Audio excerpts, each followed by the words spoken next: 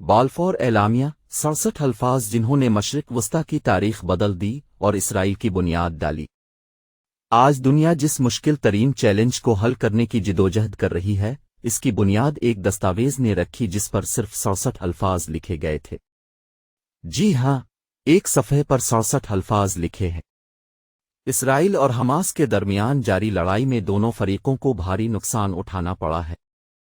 इत्तलात के मुताबिक इस तनाज़े में कम अज़ कम 1400 इसराइली मारे जा चुके हैं, जबकि गज़ा में 8500 से ज़ायद अफराद मारे जा चुके हैं।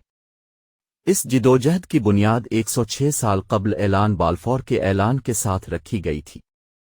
इस तारीखी दस्तावेज ने इसराइल के क़याम का रास्ता साफ किया और मशरिक़ वस्ता की तारीख को हमेशा के लिए बदल दिया। 2 नवंबर 1917 की तारीख। वो तारीख 2 नवंबर 1917 थी। पहली आलमी जंग चल रही थी। पहली बार बरतानिया ने यहूदियों के लिए फ़लस्तीन में एक वतन के क़याम की हिमायत की। ये वो दौर था जब फ़लस्तीन के इलाके पर बरतानिया का कंट्रोल था। उसका मतलब ये भी था कि इस इलाके का इंतज़ाम बरतानवी हुकूमत के हाथ में था। एक तरफ बहुत से इसराइली ऐलान बाल्फोर को आज के जदीद इसराइल की तश्कील की बुनियाद के तौर पर देखते हैं, तो दूसरी तरफ अरब दुनिया का एक तबका इस दस्तावेज को अपने साथ गद्दारी तसव्वुर करता। इसके पास ऐसा सोचने की वजह भी है। आखिरकार सल्तनत उस्मानिया के खिलाफ बरतानवी हुकूमत की जंग में अरबों ने अंग्रेज़ों का साथ दिया था। ऐलान बाल्फोर के बाद तकरीबन 1 लाख यहूदी इस इलाके में पहुंच गए। इस वक्त के बरतानवी वजीर खारजा आर्थर बाल्फोर ने ये मंशूर मेहरबंद लिफाफे में बैरन ल्यूनल वॉल्टर रोथशाइल्ड को भेजा था। बैरन ल्यूनल इस जमाने में बरतानिया में आबाद यहूदी कम्युनिटी का एक बड़ा लीडर था। मंशूर में लिखा है, प्यारे लॉर्ड रोथशाइल्ड, हिज मैजेस्टी की हुकूमत की जानिब से मुझे आपको ये बताते हुए बेहद खुशी हो रही है कि यहूदी अवाम की उमंगों की ताईद में ये बयान काबीना के सामने पेश किया गया और इसे मंजूर कर लिया गया है। बरतानिया की मोहतरमा की हुकूमत फ़लस्तीन में यहूदियों के लिए एक वतन के क़याम के हक़ में है। इस मकसद के हुसूल के लिए जो कुछ किया जा सकता है वो किया जाएगा। साथ ही इस बात का ख्याल रखा जाएगा कि कोई भी ऐसा काम न किया जाए जो इस पर मनफी असर डाले। फ़लस्तीन में रहने वाले गैर यहूदियों के मजहबी और शहरी हुकूक या किसी दूसरे मुल्क में रहने वाले यहूदियों के हुकूक और सियासी हैसियत। अगर आप सहयूनी फेडरेशन को इस मंशूर के बारे में मालूमात भेजें तो मैं आपका मशकूर हूँगा। Arthur James Balfour. बाल्फोर एलामिया आर्थर जेम्स बाल्फोर के नाम पर रखा गया था। वो इस वक्त के वजीर आज़म डेविड लॉयड जॉर्ज की काबीना में वजीर खारजा थे। जैसे ही बरतानिया के अशराफिया और अशराफिया से ताल्लुक़ रखने वाले आर्थर जेम्स बाल्फोर ने कैम्ब्रिज यूनिवर्सिटी से अपनी तालीम मुकम्मल की, वो कंजर्वेटिव पार्टी के नुमाइंदे के तौर पर पार्लियामेंट में पहुंचे। स्कॉटिश नजाद आर्थर जेम्स बाल्फोर 1902 से 1905 तक बरतानिया के वजीर आज़म भी रहे। उनके करियर का एक अहम हिस्सा बरतानिया की खारजा पॉलिसी के मंसूबों को शक्ल देने में सिर्फ हुआ। बाल्फोर इस बात के हामी थे कि बरतानवी हुकूमत को खुलकर यहूदियों की हिमायत करनी चाहिए। सहूनियत एक सियासी ख्याल के तौर पर 19वीं सदी के आखिर में यूरोप में शुरू हुई। इस ख्याल के हामी फ़लस्तीन के इलाके में यहूदियों के लिए एक मुल्क की तश्कील चाहते थे। फ़लस्तीन के बारे में यहूदियों का ख्याल था कि यह कदीम इसराइल की सरजमीन है। आर्थर जेम्स बाल्फोर को ये क्रेडिट दिया जाता है कि उसने जंगी काबीना को इस मंशूर के लिए कायल किया।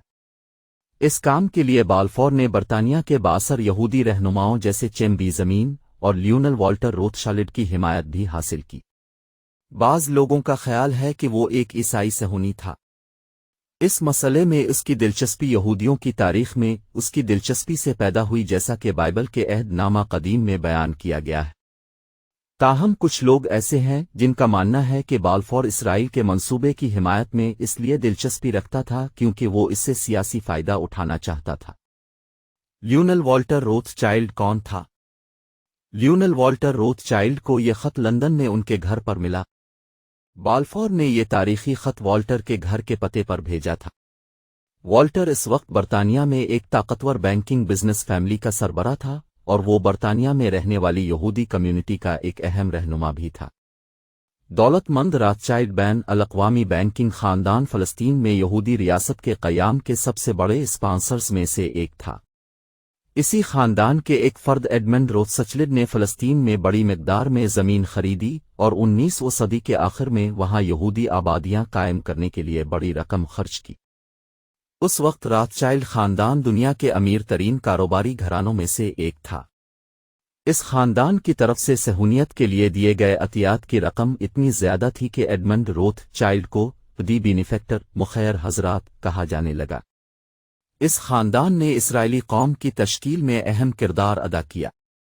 रोथचाइल्ड खानदान की अहमियत का अंदाज़ा इस बात से लगाया जा सकता है कि 1917 में बाल्फोर डिक्लेरेशन के बारे में मालूमात पर मुश्तमिल एक ख़त लियोनेल वॉल्टर रोथचाइल्ड को भेजा गया था। बहुत से लोग ये भी सोचते हैं कि यह ख़त सिर्फ लियोनेल वॉल्टर रोथचाइल्ड को क्यों भेजा गया था, न कि स्टुअर्ट सैमुअल को। स्टुअर्ट सैमुअल बरतानवी यहूदियों के बोर्ड ऑफ डिप्टीज के चेयरमैन थे। ये तंजीम बरतानिया में यहूदियों की नुमाइंदगी करने वाली सरकारी तंजीम थी। लेकिन इसका एक और पहलू यह है कि इस वक्त बरतानवी यहूदियों के बोर्ड ऑफ डिप्टीज में सहूनियत के हवाले से मुखालिफाना ख्यालात थे। एक फरीक उसकी हिमायत में था और दूसरा मुखालिफ। वॉल्टर रोथस्चिल्ड की पोजीशन गैर जानिबदार थी, लेकिन इसके साथ साथ चेम्बी ज़मीन के साथ वो इस वक्त के अहम सहूनी हामी रहनुमाओं में से एक थे। रोथचाइल्ड का आर्थर जेम्स बाल्फोर से बड़ा रास्त राबता था, इसलिए बाल्फोर ने फैसला किया कि वो ये ख़त रोथचाइल्ड को भेजेगा।